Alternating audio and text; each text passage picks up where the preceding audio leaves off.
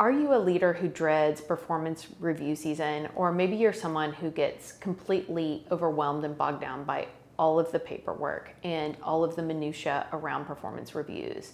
And, oftentimes maybe you're someone who wants to do a great job but doesn't feel equipped or empowered to really make the most of performance review time. Maybe you even ask yourself, what is the point of this? Is this even helping anyone? Why am I doing this? If any of those quick questions make you pause or feel seen or feel relevant, then this is probably a conversation for you. For those of you who don't know me, I'm Adrian Owen Jones. I'm a partner and consultant at Success Labs, a management consulting firm.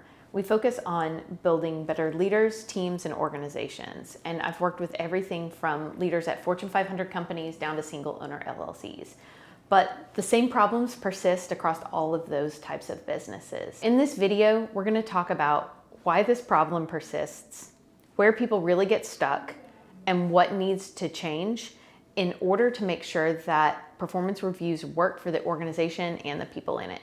By the end of this conversation, you will understand what performance reviews are really designed to do, to understand their purpose. You'll understand how to realign them for your organization so that they drive growth rather than drain energy. Before we dig into the conversation, I think it's important that we bring a little bit more context around what I call the AI trap with respect to performance reviews. One thing we are seeing more and more is leaders are using AI to not just supplement, but completely offload performance reviews. And it's exacerbating a gap that already existed, but now is glaring. And that is, what is really the purpose of performance reviews? They feel so performative right now because performance is not clear. And it's becoming glaringly obvious when you are using AI to completely write your review.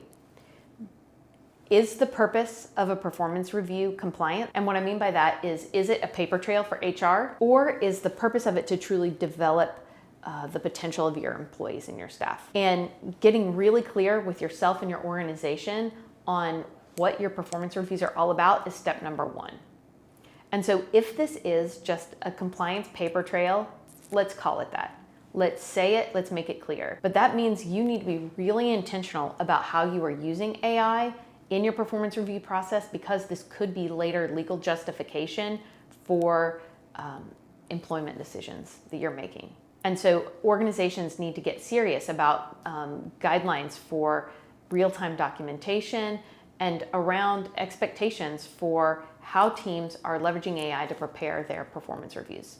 Now, if you're doing what I think is the right way to address performance reviews, which is focusing on developing the potential of your people, then you are really missing the mark if you are outsourcing all of your thinking to AI in the process. Outsourcing, your thinking in the performance review process is outsourcing your leadership.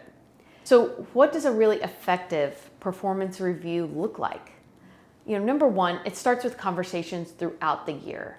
You cannot effectively manage in December alone.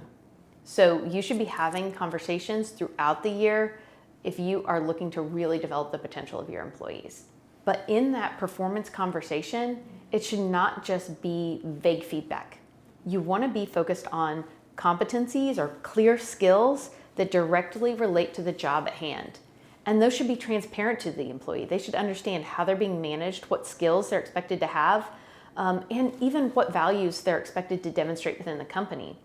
Give specifics. Make it clear how the employee is meeting or not meeting the mark.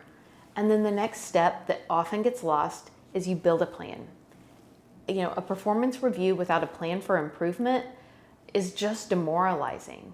And so a good performance review also includes clear action steps for how the employee can set goals to improve for the future. So if you find yourself bogged down, exhausted, and tired doing performance reviews, you are not alone.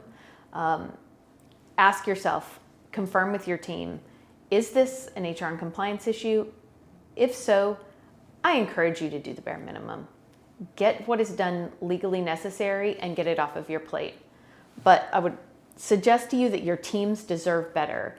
And if you want to actually change and drive performance, you need to engage in a performance management process that not only identifies core skills, it helps teams identify how they can best improve them in the year and months ahead. So what bold actions could leaders take to fix this issue? I think there are effective ways to leverage technology. I'm not saying technology in the review process is always bad. Actually, it can create a lot of consistency. We have a software called InQ that allows you to go in and provide 360 feedback or even 180, which is boss to employee feedback on a specific suite of competencies.